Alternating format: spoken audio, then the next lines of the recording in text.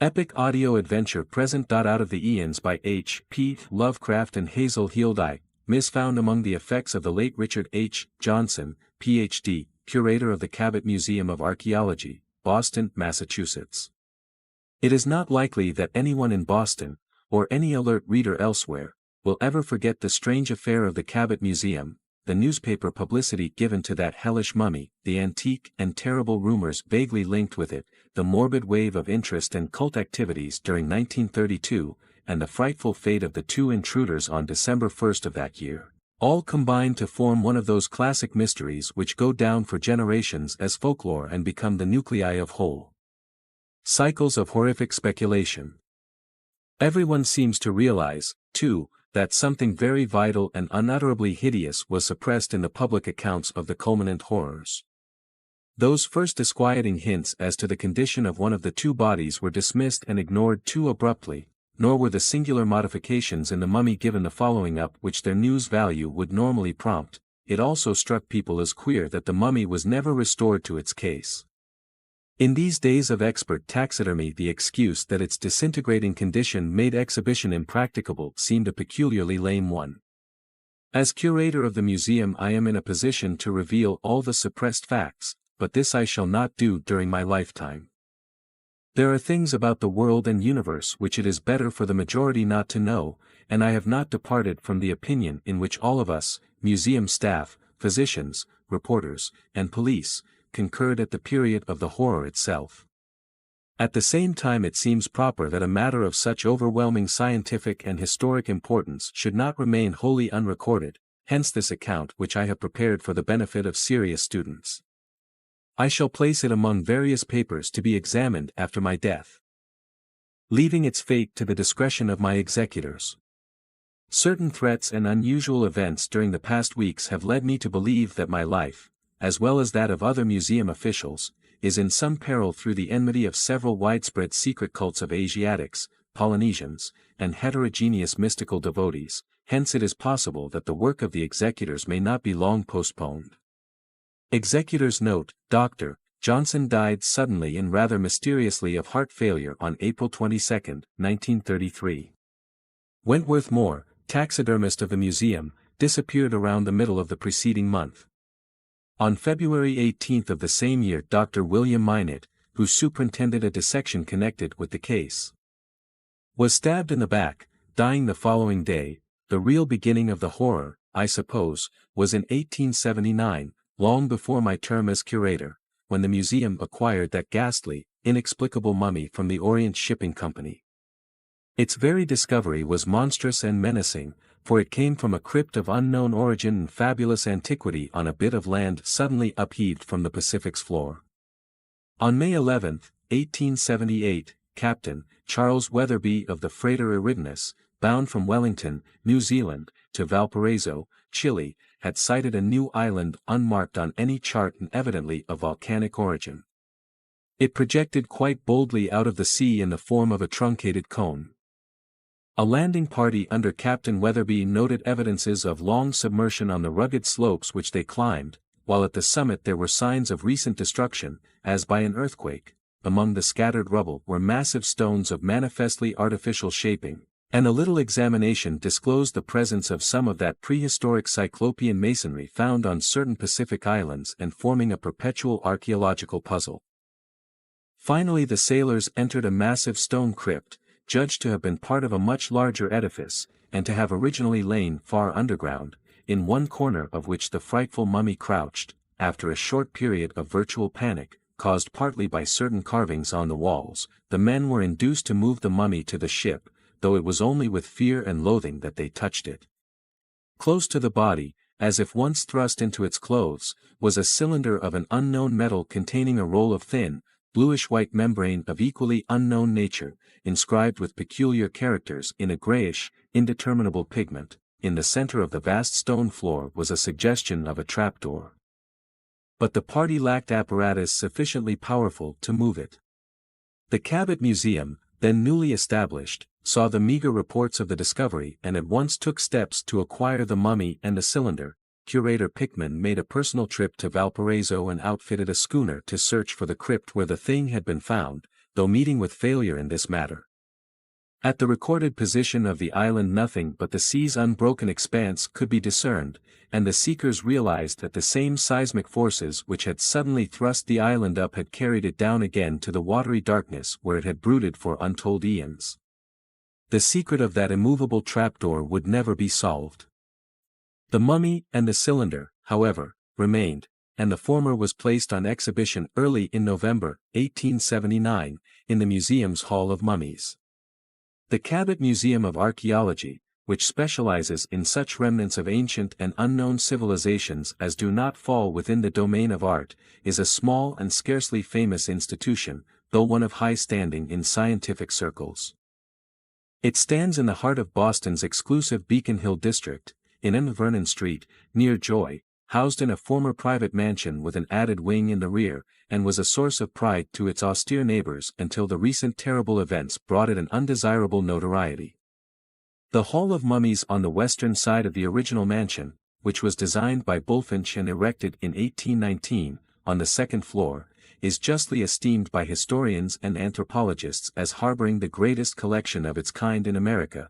Here may be found typical examples of Egyptian embalming from the earliest Saqqara specimens to the last Coptic attempts of the 8th century, mummies of other cultures, including the prehistoric Indian specimens recently found in the Aleutian Islands, agonized Pompeian figures molded in plaster from tragic hollows in the ruin-choking ashes, naturally mummified bodies from mines and other excavations in all parts of the earth, some surprised by their terrible entombment in the grotesque postures caused by their last, tearing death throes, everything, in short, which any collection of the sort could well be expected to contain.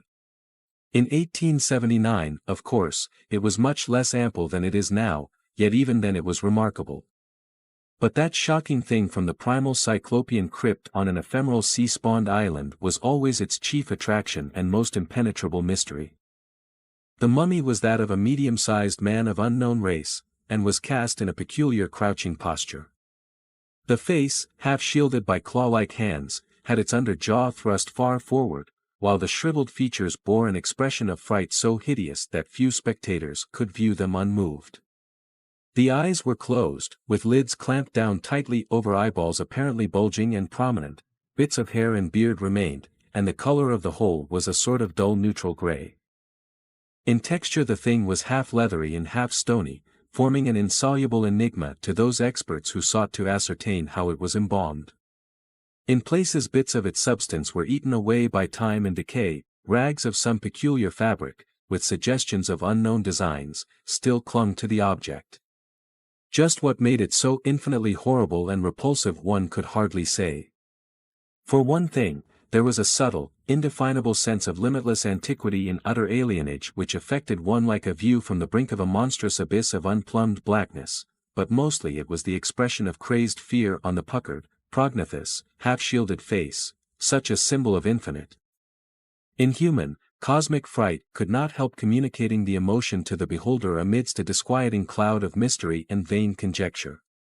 Among the discriminating few who frequented the Cabot Museum this relic of an elder, forgotten world soon acquired an unholy fame, though the institution's seclusion and quiet policy prevented it from becoming a popular sensation of the Cardiff giant sort. In the last century the art of vulgar ballyhoo had not invaded the field of scholarship to the extent it has now succeeded in doing.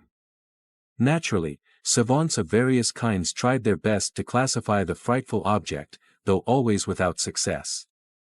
Theories of a bygone Pacific civilization, of which the Easter Island images and the megalithic masonry of Ponape and Nanmadol are conceivable vestiges, were freely circulated among students, and learned journals carried varied and often conflicting speculations on a possible former continent whose peaks survive as the myriad islands of Melanesia and Polynesia. The diversity in dates assigned to the hypothetical vanished culture, or continent, was at once bewildering and amusing. Yet some surprisingly relevant allusions were found in certain myths of Tahiti and other islands. Meanwhile the strange cylinder and its baffling scroll of unknown hieroglyphs, carefully preserved in the museum library, received their due share of attention. No question could exist as to their association with the mummy, hence all realized that in the unraveling of their mystery the mystery of the shriveled horror would in all probability be unraveled as well. The cylinder, about 4 inches long by 7/8 of an inch in diameter, was of a queerly iridescent metal utterly defying chemical analysis and seemingly impervious to all reagents. It was tightly fitted with a cap of the same substance, and bore engraved figurines of an evidently decorative and possibly symbolic nature, conventional designs which seemed to follow a peculiarly alien, paradoxical, and doubtfully describable system of geometry.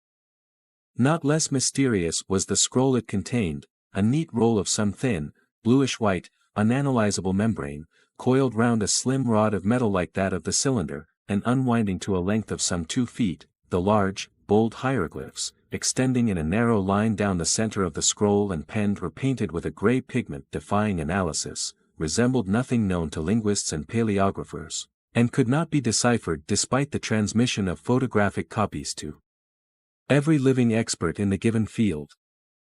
It is true that a few scholars, unusually versed in the literature of occultism and magic, found vague resemblances between some of the hieroglyphs and certain primal symbols described or cited in 2 or 3 very ancient, obscure, and esoteric texts such as the Book of Ibon, reputed to descend from forgotten Hyperborea, the Narcotic Fragments, alleged to be pre-human, and the monstrous and forbidden Necronomicon of the mad Arab Abdul al-Hazard.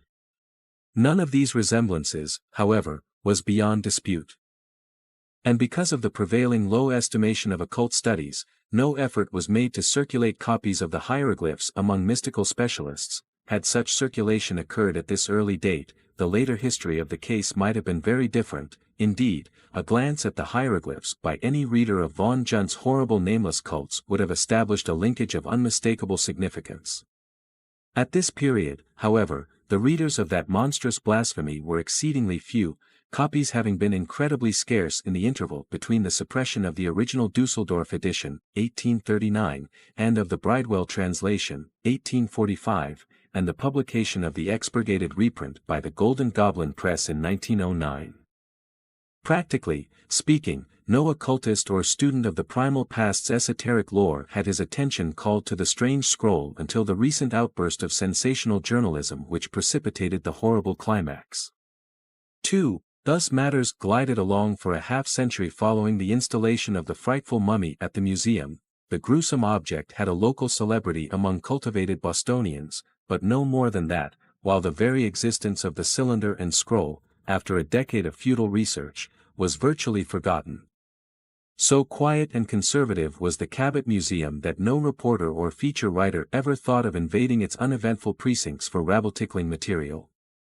The invasion of Ballyhoo commenced in the spring of 1931, when a purchase of somewhat spectacular nature, that of the strange objects and inexplicably preserved bodies found in crypts beneath the almost vanished and evilly famous ruins of Château Faucesflamme, in Aveyron, France, brought the museum prominently into the news columns. True to its hustling policy, the Boston Pillar sent a Sunday feature writer to cover the incident and pad it with an exaggerated general account of the institution itself. And this young man, Stuart Reynolds by name, hit upon the nameless mummy as a potential sensation far surpassing the recent acquisitions nominally forming his chief assignment. A smattering of theosophical lore, and a fondness for the speculations of such writers as Colonel Churchward and Lewis Spence concerning lost continents and primal forgotten civilizations, made Reynolds especially alert toward any Aeonian relic like the unknown mummy. At the museum the reporter made himself a nuisance through constant and not always intelligent questionings and endless demands for the movement of encased objects to permit photographs from unusual angles. In the basement library room he pored endlessly over the strange metal cylinder and its membranous scroll. Photographing them from every angle and securing pictures of every bit of the weird hieroglyph text, he likewise asked to see all books with any bearing whatever on the subject of primal cultures and sunken continents, sitting for 3 hours taking notes, and leaving only in order to hasten to Cambridge for a sight, if permission were granted, of the abhorred and forbidden Necronomicon at the Widener Library. On April 5 the article appeared in the Sunday Pillar, smothered in photographs of mummy, cylinder, and hieroglyph scroll, and couched in the peculiarly simpering, infantile style which the Pillar affects for the benefit of its vast and mentally immature clientele. Full of inaccuracies, exaggerations, and sensationalism, it was precisely the sort of thing to stir the brainless and fickle interest of the herd, and as a result the once quiet museum began to be swarmed with chattering and vacuously staring throngs such as its stately corridors had never known before. There were scholarly and intelligent visitors, too. Despite the puerility of the article, the pictures had spoken for themselves, and many persons of mature attainments sometimes see the pillar by accident. I recall one very strange character who appeared during November, a dark, turbaned, and bushily bearded man with a labored, unnatural voice, curiously expressionless face, clumsy hands covered with absurd white mittens, who gave a squalid West End address and called himself Swami Chandrapitra. This fellow was unbelievably erudite in occult lore and seemed profoundly and solemnly moved by the resemblance of the hieroglyphs on the scroll to certain signs and symbols of a forgotten elder world about which he professed vast intuitive knowledge. By June, the fame of the mummy and scroll had leaked far beyond Boston, and the museum had inquiries and requests for photographs from occultists and students of arcana all over the world. This was not altogether pleasing to our staff, since we are a scientific institution without sympathy for fantastic dreamers, yet we answered all questions with civility. One result of these catechisms was a highly learned article in the Occult Review by the famous New Orleans mystic Etienne Laurent de Marigny, in which was asserted the complete identity of some of the odd geometrical designs on the iridescent cylinder, and of several of the hieroglyphs on the membrania scroll, with certain ideographs of horrible significance, transcribed from primal monoliths or from the secret rituals of hidden bands of esoteric students and devotees, reproduced in the hellish and suppressed Black Book or Nameless Cults of Vaughan Junt. De Marigny recalled the frightful death of Vaughan Junt in 1840, a year after the publication of his terrible volume at Dusseldorf, and commented on his blood-curdling and partly suspected sources of information. Above all, he emphasized the enormous relevance of the tales with which Vaughan Junt linked most of the monstrous ideographs he had reproduced. That these tales, in which a cylinder and scroll were expressly mentioned, held a remarkable suggestion of relationship to the things at the museum, no one could deny. Yet they were of such breathtaking extravagance, involving such unbelievable sweeps of time and such fantastic anomalies of a forgotten elder world, that one could much more easily admire than believe them. Admire them the public certainly did, for copying in the press was universal. Illustrated articles sprang up everywhere, telling or purporting to tell the legends in the Black Book, expatiating on the horror of the mummy, comparing the cylinder's designs and the scroll's hieroglyphs with the figures reproduced by Vaughan Junt, and indulging in the wildest, most sensational, and most irrational theories and speculations. Attendance at the museum was trebled, and the widespread nature of the interest was attested by the plethora of mail on the subject, most of it inane and superfluous, received at the museum. Apparently the mummy and its origin formed, for imaginative people, a close rival to the Depression as chief topic of 1931 and 1932. For my own part, the principal effect of the furor was to make me read Vaughan Junt's monstrous volume in the Golden Goblin edition, a perusal which left me dizzy and nauseated, yet thankful that I had not seen the utter infamy of the unexpurgated text. 3. The archaic whispers reflected in the Black Book, and linked with designs and symbols so closely akin to what the mysterious scroll and cylinder bore, were indeed of a character to hold one spellbound and not a little awestruck. Leaping an incredible gulf of time, behind all the civilizations, races, and lands we know, they clustered round a vanished nation and a vanished continent of the misty, fabulous dawn years, that to which legend has given the name of Mu, and which old tablets in the primal Nakal tongue speak of as flourishing 200,000 years ago, when Europe harbored only hybrid entities, and lost Hyperborea knew the nameless worship of black amorphous Tsathoggua. There was mention of a kingdom or province called Na in a very ancient land where the first human people had found monstrous ruins left by those who had dwelt there before, vague waves of unknown entities which had filtered down from the stars and lived out their eons on a forgotten, nascent world. Na was a sacred place, since from its midst the bleak basalt cliffs of Mount Yadithgo soared starkly into the sky, topped by a gigantic fortress of cyclopean stone, infinitely older than mankind and built by the alien spawn of the dark planet Yuggoth, which had colonized the Earth before the birth of terrestrial life. The spawn of Yuggoth had perished eons before. but had left behind them one monstrous and terrible living thing which could never die, their hellish god or patron demon. Ghatanothoa, which lowered and brooded eternally though unseen in the crypts beneath that fortress on Ghatanothoa. No human creature had ever climbed Ghatanothoa or seen that blasphemous fortress except as a distant and geometrically abnormal outline against the sky, yet most agreed that Ghatanothoa was still there, wallowing and burrowing in unsuspected abysses beneath the megalithic walls. There were always those who believed that sacrifices must be made to Ghatanothoa, lest it crawl out of its hidden abysses and waddle horribly through the world of men as it had once waddled through the primal world of the Yuggoth spawn. People said that if no victims were offered, Ghatanothoa would ooze up to the light of day and lumber down the basalt cliffs of Ghatanothoa, bringing doom to all it might encounter.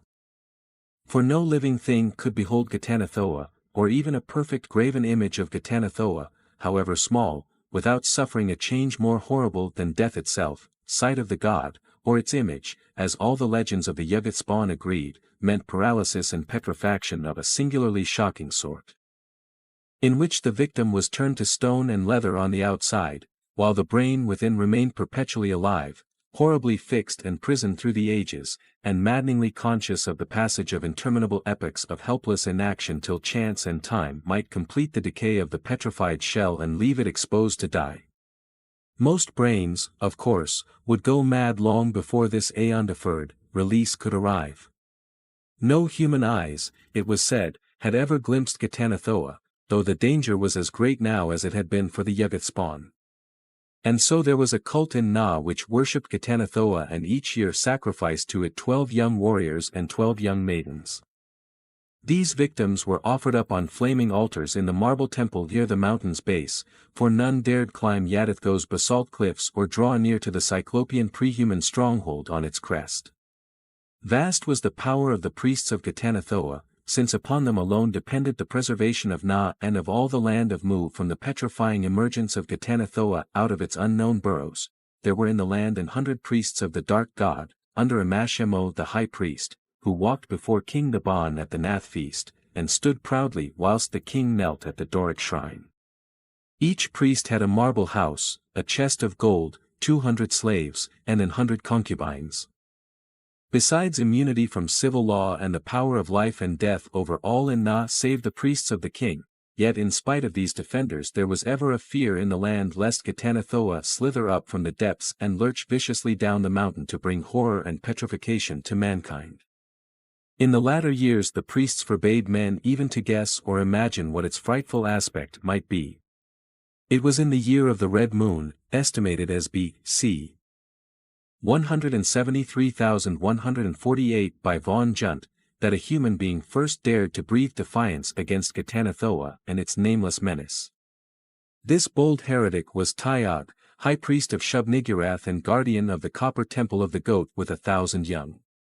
Tyog had thought long on the powers of the various gods, and had had strange dreams and revelations touching the life of this and earlier worlds. In the end he felt sure that the gods friendly to man could be arrayed against the hostile gods, and believed that Shub-Niggurath, Nug, and Yeb, as well as Yig the serpent god, were ready to take sides with man against the tyranny and presumption of Ghatanothoa. Inspired by the mother goddess, Tyog wrote down a strange formula in the hieratratic Nakal of his order, which he believed would keep the possessor immune from the dark god's petrifying power. With this protection, he reflected, it might be possible for a bold man to climb the dreaded basalt cliffs and, first of all human beings, enter the cyclopean fortress beneath which Ghatanothoa reputedly brooded. Face to face with the god, and with the power of Shub-Niggurath and her sons on his side, Tyog believed that he might be able to bring it to terms and at last deliver mankind from its brooding menace. With humanity freed through his efforts, there would be no limits to the honors he might claim. All the honors of the priests of Ghatanothoa would perforce be transferred to him, and even kingship or godhood might conceivably be within his reach.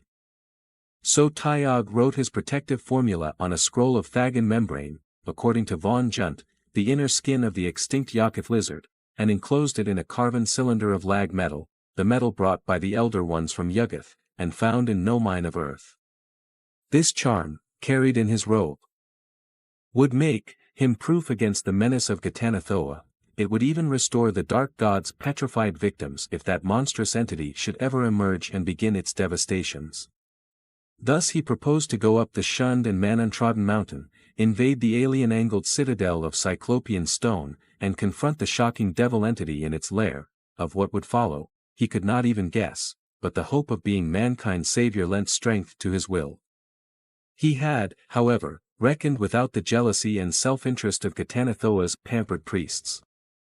No sooner did they hear of his plan than, fearful for their prestige and privilege in case the demon god should be dethroned, they set up a frantic clamor against the so-called sacrilege. Crying that no man might prevail against Ghatanothoa, and that any effort to seek it out would merely provoke it to a hellish onslaught against mankind which no spell or priestcraft could hope to avert. With those cries they hoped to turn the public mind against Tyag, yet such was the people's yearning for freedom from Ghatanothoa, and such their confidence in the skill and zeal of Tyag, that all the protestations came to naught. Even the king, usually a puppet of the priests, refused to forbid Tyag's daring pilgrimage. It was then that the priests of Ghatanothoa did by stealth what they could not do openly.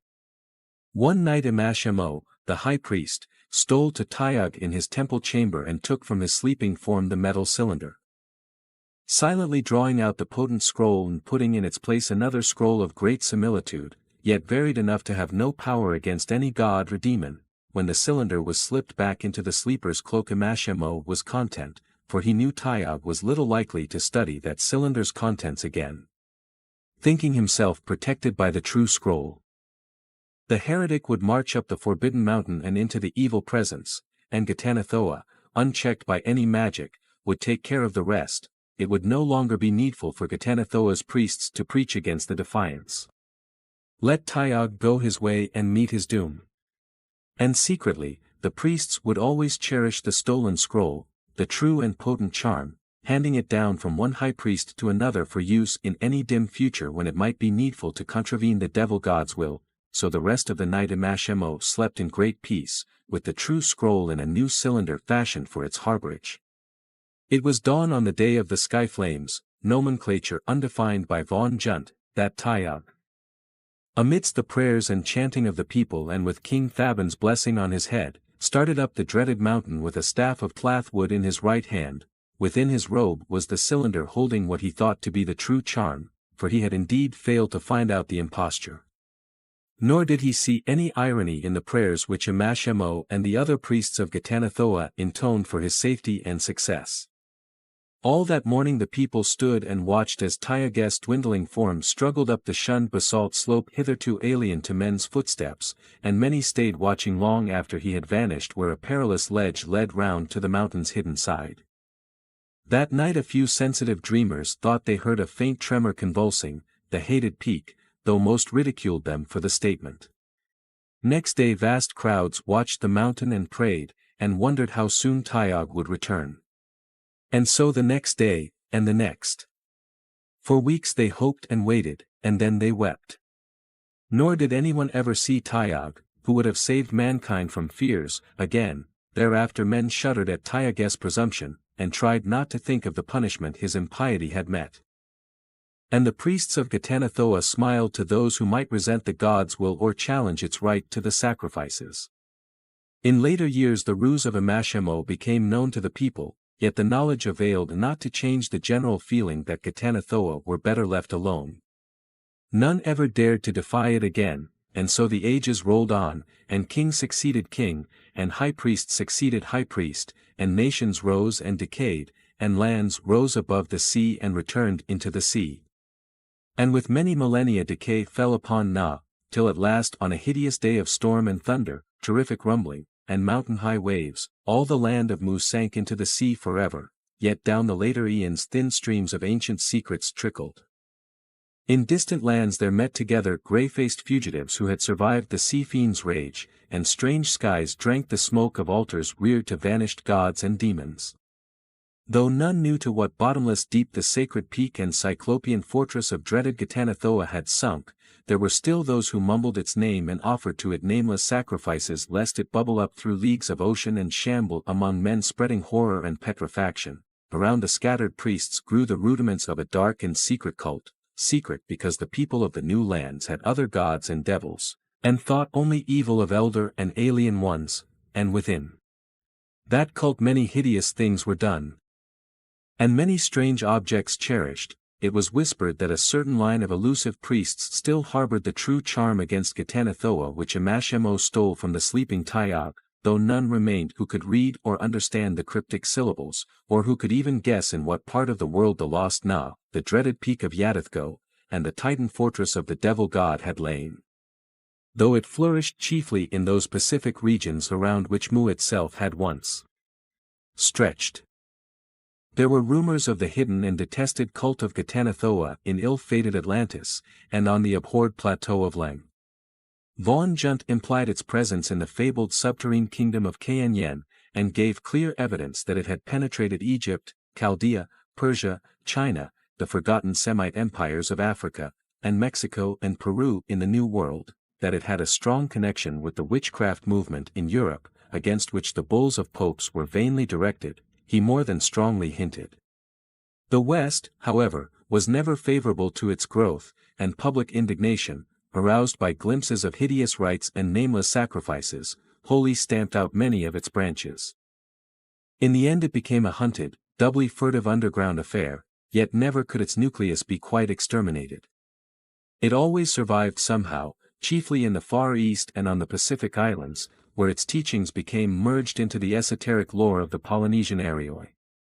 Von Junt gave subtle and disquieting hints of actual contact with the cult, so that as I read I shuddered at what was rumored about his death. He spoke of the growth of certain ideas regarding the appearance of the devil god, a creature which no human being, unless it were the too daring Tyog, who had never returned, had ever seen, and contrasted this habit of speculation with the taboo prevailing in ancient Mu against any attempt to imagine what the horror looked like.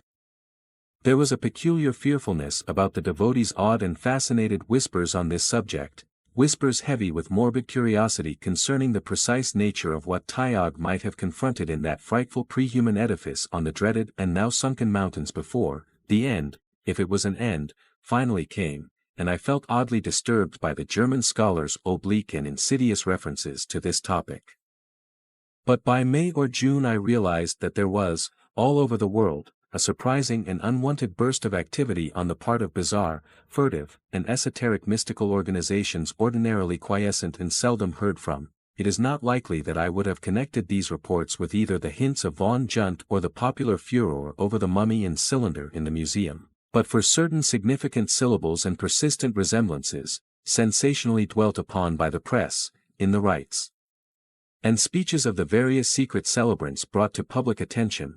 As it was, I could not help remarking with disquiet the frequent recurrence of a name, in various corrupt forms, which seemed to constitute a focal point of all the cult worship, and which was obviously regarded with a singular mixture of reverence and terror. Some of the forms quoted were Tanta, Tanota, then the Gatan, and Tanta, and it did not require the suggestions of my now numerous occultist correspondence to make me see in these variants a hideous and suggestive kinship to the monstrous name rendered by Von Junt as Ghatanothoa. There were other disquieting features, too. Again and again the reports cited vague, awestruck references to a true scroll, something on which tremendous consequences seemed to hinge, and which was mentioned as being in the custody of a certain Nagob, whoever and whatever he might be. Likewise, there was an insistent repetition of a name which sounded like Tog, Tyak, Yog, Zob, or Yob, and which my more and more excited consciousness involuntarily linked with the name of the hapless heretic Tyog as given in the Black Book. This name was usually uttered in connection with such cryptical phrases as "it is none other than he had looked upon its face, he knows all, though he can neither see nor feel, he has brought the memory down through the Aeons, the true scroll will release him, Nagob has the true scroll, he can tell where to find it." Something very queer was undoubtedly in the air, and I did not wonder when my occultist correspondence, as well as the sensational Sunday papers, began to connect the new abnormal stirrings with the legends of Mu on the one hand, and with the frightful mummy's recent exploitation on the other hand. The widespread articles in the first wave of press publicity, with their insistent linkage of the mummy, cylinder, and scroll with the tale in the Black Book, and their crazily fantastic speculations about the whole matter, might very well have roused the latent fanaticism in hundreds of those furtive groups of exotic devotees with which our complex world abounds. Nor did the papers cease adding fuel to the flames, for the stories on the cult stirrings were even wilder than the earlier series of yarns. As the summer drew on, attendants noticed a curious new element among the throngs of visitors which, after a lull following the first burst of publicity, were again drawn to the museum by the second furor. More and more frequently there were persons of strange and exotic aspect, swarthy Asiatics, long-haired nondescripts, and bearded brown men who seemed unused to European clothes, who would invariably inquire for the Hall of Mummies and would subsequently be found staring at the hideous Pacific specimen in a veritable ecstasy of fascination. Some quiet, sinister undercurrent in this flood of eccentric foreigners seemed to impress all the guards, and I myself was far from undisturbed. I could not help thinking of the prevailing cult stirrings among just such exotics as these, and the connection of those stirrings with myths all too close to the frightful mummy and its cylinder scroll. At times I was half tempted to withdraw the mummy from exhibition, especially when an attendant told me that he had several times glimpsed strangers making odd obeisances before it, and had overheard sing-song mutterings which sounded like chants or rituals addressed to it at hours when the visiting throngs were somewhat thinned. One of the guards acquired a queer nervous hallucination about the petrified horror in the lone glass case, alleging that he could see from day to day certain vague, subtle, and infinitely slight changes in the frantic flexion of the bony claws, and in the fear-crazed expression of the leathery face. He could not get rid of the loathsome idea that those horrible, bulging eyes were about to pop suddenly open. It was early in September, when the curious crowds had lessened and the Hall of Mummies was sometimes vacant, that the attempt to get at the mummy by cutting the glass of its case was made. The culprit, a swarthy Polynesian, was spied in time by a guard, and was overpowered before any damage occurred. Upon investigation the fellow turned out to be an Hawaiian notorious for his activity in certain underground religious cults, and having a considerable police record in connection with abnormal and inhuman rites and sacrifices. Some of the papers found in his room were highly puzzling and disturbing, including many sheets covered with hieroglyphs closely resembling those on the scroll at the museum and in the Black Book of Von Junt, but regarding these things he could not be prevailed upon to speak. Scarcely a week after this incident, another attempt to get at the mummy, this time by tampering with the lock of his case, resulted in a second arrest. The offender, a Singalese, had as long and unsavory a record of loathsome cult activities as the Hawaiian had possessed, and displayed a kindred unwillingness to talk to the police. What made this case doubly and darkly interesting was that a guard had noticed this man several times before, and had heard him addressing to the mummy a peculiar chant containing unmistakable repetitions of the word Tayog. As a result of this affair I doubled the guards in the Hall of Mummies, and ordered them never to leave the now notorious specimen out of sight, even for a moment. As may well be imagined, the press made much of these two incidents, reviewing its talk of primal and fabulous Mu, and claiming boldly that the hideous mummy was none other than the daring heretic Tayog, petrified by something he had seen in the pre-human citadel he had invaded, and preserved intact through 175,000 years of our planet's turbulent history, that the strange devotees represented cults descended from Mu, and that they were worshipping the mummy, or perhaps even seeking to awaken it to life by spells and incantations, was emphasized and reiterated in the most sensational fashion. Writers exploited the insistence of the old legends that the brain of Ghatanothoa's petrified victims remained conscious and unaffected, a point which served as a basis for the wildest and most improbable speculations. The mention of a true scroll also received due attention, it being the prevailing popular theory that Tayog's stolen charm against Ghatanothoa was somewhere in existence, and that cult members were trying to bring it into contact with Tayog himself for some purpose of their own. One result of this exploitation was that a third wave of gaping visitors began flooding the museum and staring at the hellish mummy which served as a nucleus for the whole strange and disturbing affair. It was among this wave of spectators, many of whom made repeated visits, that talk of the mummy's vaguely changing aspect first began to be widespread. I suppose, despite the disturbing notion of the nervous guard some months before, that the museum's personnel was too well used to the constant sight of odd shapes to pay close attention to details. In any case, it was the excited whispers of visitors which at length roused the guards to the subtle mutation which was apparently in progress. Almost simultaneously the press got hold of it, with blatant results which can well be imagined. Naturally, I gave the matter my most careful observation, and by the middle of October decided that a definite disintegration of the mummy was underway. Through some chemical or physical influence in the air, the half-stony, half-leathery fibers seemed to be gradually relaxing, causing distinct variations in the angles of the limbs and in certain details of the fear-twisted facial expression. After a half-century of perfect preservation, this was a highly disconcerting development, and I had the museum's taxidermist, Dr. Moore, go carefully over the gruesome object several times. He reported a general relaxation and softening, and gave the thing 2 or 3 astringent sprayings, but did not dare to attempt anything drastic lest there be a sudden crumbling and accelerated decay. The effect of all this upon the gaping crowds was curious. Heretofore each new sensation sprung by the press had brought fresh waves of staring and whispering visitors, but now, though the papers blathered endlessly about the mummy's changes, the public seemed to have acquired a definite sense of fear which outranked even its morbid curiosity. People seemed to feel that a sinister aura hovered over the museum, and from a high peak the attendance fell to a level distinctly below normal. This lessened attendance gave added prominence to the stream of freakish foreigners who continued to infest the place, and whose numbers seemed in no way diminished. On November 18 a Peruvian of Indian blood suffered a strange hysterical or epileptic seizure in front of the mummy. Afterward, shrieking from his hospital cot, it tried to open its eyes. Tyog tried to open his eyes and stare at me.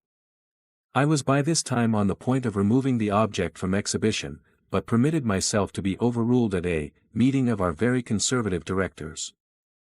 However, I could see that the museum was beginning to acquire an unholy reputation in its austere and quiet neighborhood. After this incident I gave instructions that no one be allowed to pause before the monstrous Pacific relic for more than a few minutes at a time. It was on November 24, after the museum's 5 o'clock closing, that one of the guards noticed a minute opening of the mummy's eyes. The phenomenon was very slight, nothing but a thin crescent of cornea being visible in either eye, but it was none the less of the highest interest. Dr. Moore, having been summoned hastily, was about to study the exposed bits of eyeball with a magnifier when his handling of the mummy caused the leathery lids to fall tightly shut again. All gentle efforts to open them failed, and the taxidermist did not dare to apply drastic measures.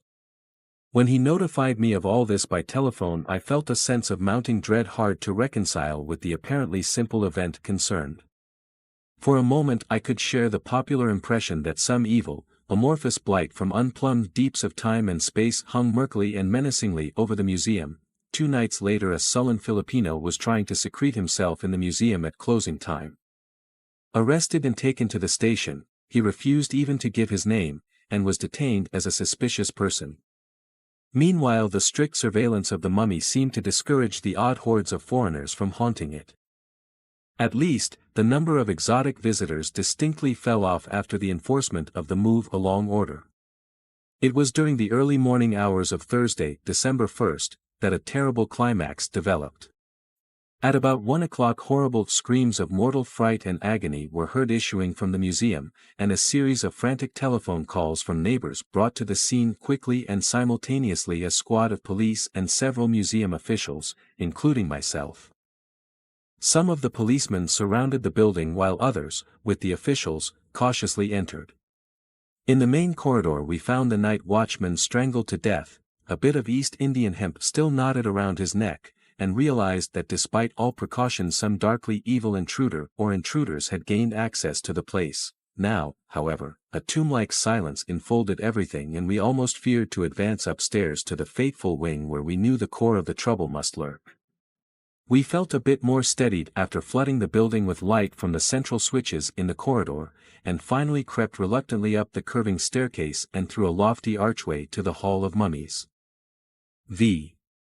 It is from this point onward that reports of the hideous case have been censored, for we have all agreed that no good can be accomplished by a public knowledge of those terrestrial conditions implied by the further developments. I have said that we flooded the whole building with light before our ascent. Now beneath the beams that beat down on the glistening cases and their gruesome contents, we saw outspread a mute horror whose baffling details testified to happenings utterly beyond our comprehension. There were 2 intruders, who we afterward agreed must have hidden in the building before closing time, but they would never be executed for the watchman's murder. They had already paid the penalty. One was a Burmese and the other a Fiji Islander, both known to the police for their share in frightful and repulsive cult activities. They were dead, and the more we examined them the more utterly monstrous and unnameable we felt their manner of death to be. On both faces was a more wholly frantic and inhuman look of fright than even the oldest policeman had ever seen before, yet in the state of the 2 bodies there were vast and significant differences. The Burmese lay collapsed close to the nameless mummy's case, from which a square of glass had been neatly cut. In his right hand was a scroll of bluish membrane which I at once saw was covered with grayish hieroglyphs, almost a duplicate of the scroll in the strange cylinder in the library downstairs, though later study brought out subtle differences. There was no mark of violence on the body, and in view of the desperate, agonized expression on the twisted face we could only conclude that the man died of sheer fright. It was the closely adjacent Fijian, though, that gave us the profoundest shock. One of the policemen was the first to feel of him, and the cry of fright he emitted added another shudder to that neighborhood's night of terror. We ought to have known from the lethal grayness of the once black, fear-twisted face, and of the bony hands, one of which still clutched an electric torch, that something was hideously wrong, yet every one of us was unprepared for what that officer's hesitant touch disclosed. Even now I can think of it only with a paroxysm of dread and repulsion. To be brief, the hapless invader, who less than an hour before had been a sturdy living Melanesian bent on unknown evils, was now a rigid, ash-gray figure of stony, leathery petrification, in every respect identical with the crouching, aeon-old blasphemy in the violated glass case. Yet that was not the worst, crowning all other horrors, and indeed seizing our shocked attention before we turned to the bodies on the floor, was the state of the frightful mummy. No longer could its changes be called vague and subtle, for it had now made radical shifts of posture.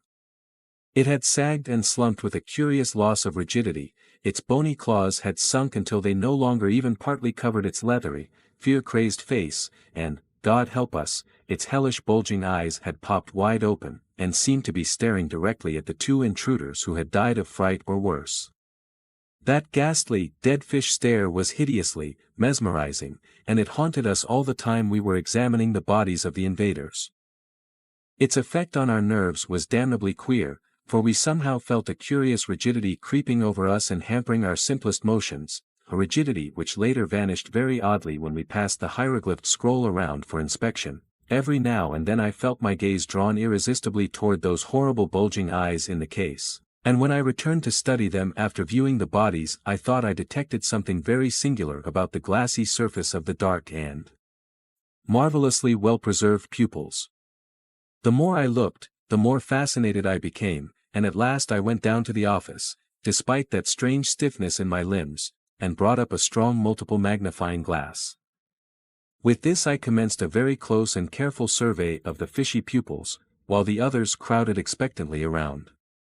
I had always been rather skeptical of the theory that scenes and objects become photographed on the retina of the eye in cases of death or coma, yet no sooner did I look through the lens than I realized the presence of some sort of image other than the room's reflection in the glassy, bulging optics of this nameless spawn of the Aeons. Certainly, there was a dimly outlined scene on the age-old retinal surface, and I could not doubt that it formed the last thing on which those eyes had looked in life, countless millennia ago.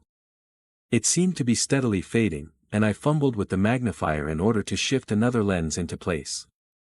Yet it must have been accurate and clear-cut, even if infinitesimally small, when, in response to some evil spell or act connected with their visit, it had confronted those intruders who were frightened to death. With the extra lens I could make out many details formerly invisible, and the odd group around me hung on the flood of words with which I tried to tell what I saw. For here, in the year 1932, a man in the city of Boston was looking on something which belonged to an unknown and utterly alien world, a world that vanished from existence and normal memory eons ago. There was a vast room, a chamber of cyclopean masonry, and I seemed to be viewing it from one of its corners. On the walls were carvings so hideous that even in this imperfect image their stark blasphemousness and bestiality sickened me. I could not believe that the carvers of these things were human, or that they had ever seen human beings when they shaped the frightful outlines which leered at the beholder. In the center of the chamber was a colossal trapdoor of stone, pushed upward to permit the emergence of some object from below. The object should have been clearly visible, indeed, must have been when the eyes first opened before the fear-stricken intruders, though under my lenses it was merely a monstrous blur. As it happened, I was studying the right eye only when I brought the extra magnification into play. A moment later I wished fervently that my search had ended there. As it was, however, the zeal of discovery and revelation was upon me, and I shifted my powerful lenses to the mummy's left eye in the hope of finding the image less faded on that retina. My hands, trembling with excitement and unnaturally stiff from some obscure influence, were slow in bringing the magnifier into focus, but a moment later I realized that the image was less faded than in the other eye. I saw in a morbid flash of half-distinctness the insufferable thing which was welling up through the prodigious trapdoor in that cyclopean, immemorially archaic crypt of a lost world, and fell fainting with an inarticulate shriek of which I am not even ashamed. By the time I revived there was no distinct image of anything in either eye of the monstrous mummy. Sergeant Keefe of the police looked with my glass, for I could not bring myself to face that abnormal entity again. And I thanked all the powers of the cosmos that I had not looked earlier than I did. It took all my resolution, and a great deal of solicitation, to make me relate what I had glimpsed in the hideous moment of revelation. Indeed, I could not speak till we had all adjourned to the office below, out of sight of that demoniac thing which could not be. For I had begun to harbor the most terrible and fantastic notions about the mummy and its glassy, bulging eyes, that it had a kind of hellish consciousness, seeing all that occurred before it and trying vainly to communicate some frightful message from the gulfs of time. That meant madness, but at last I thought I might be better off if I told what I had half seen. After all, it was not a long thing to tell. Oozing and surging up out of that yawning trapdoor in the cyclopean crypt I had glimpsed such an unbelievable behemothic monstrosity that I could not doubt the power of its original to kill with its mere sight. Even now I cannot begin to suggest it with any words at my command. I might call it gigantic, tentacled, proboscidean, octopus-eyed, semi-amorphous, plastic, partly squamous and partly rugose, ugh. But nothing I could say could even adumbrate the loathsome, unholy, non-human, extragalactic horror and hatefulness and unutterable evil of that forbidden spawn of black chaos and illimitable night. As I write these words the associated mental image causes me to lean back faint and nauseated. As I told of the sight to the men around me in the office, I had to fight to preserve the consciousness I had regained. Nor were my hearers much less moved. Not a man spoke above a whisper for a full quarter-hour, and there were odd, half-furtive references to the frightful lore in the Black Book, to the recent newspaper tales of cult stirrings, and to the sinister events in the museum. Ghatanothoa. Even its smallest perfect image could petrify. Tai-Og, the false scroll, he never came back. The true scroll which could fully or partly undo the petrification, did it survive? The hellish cults, the phrases overheard. It is none other than he had looked upon its face, he knows all, though he can neither see nor feel, he had brought the memory down through the Aeons. The true scroll will release him. Nagob has the true scroll, he can tell where to find it. Only the healing grayness of the dawn brought us back to sanity, a sanity which made of that glimpse of mine a closed topic, something not to be explained or thought of again. We gave out only partial reports to the press, and later on cooperated with the papers in making other suppressions. For example, when the autopsy shewed the brain and several other internal organs of the petrified Fijian to be fresh and unpetrified, though hermetically sealed by the petrification of the exterior flesh, an anomaly about which physicians are still guardedly and bewilderedly debating, we did not wish a furor to be started.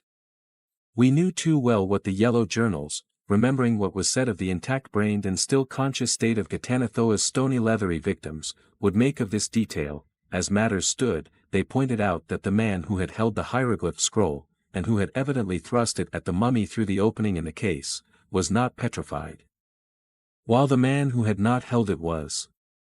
When they demanded that we make certain experiments, applying the scroll both to the stony leathery body of the Fijian and to the mummy itself, we indignantly refused to abet such superstitious notions. of course, the mummy was withdrawn from public view and transferred to the museum laboratory awaiting a really scientific examination before some suitable medical authority. Remembering past events, we kept it under a strict guard, but even so. An attempt was made to enter the museum at 2:25 a.m. on December 5. Prompt working of the burglar alarm frustrated the design, though unfortunately the criminal or criminals escaped, that no hint of anything further ever reached the public. I am profoundly thankful. I wish devoutly that there were nothing more to tell. There will, of course, be leaks, and if anything happens to me I do not know what my executors will do with this manuscript, but at least the case will not be painfully fresh in the multitude's memory when the revelation comes. Besides, no one will believe the facts when they are finally told. That is the curious thing about the multitude.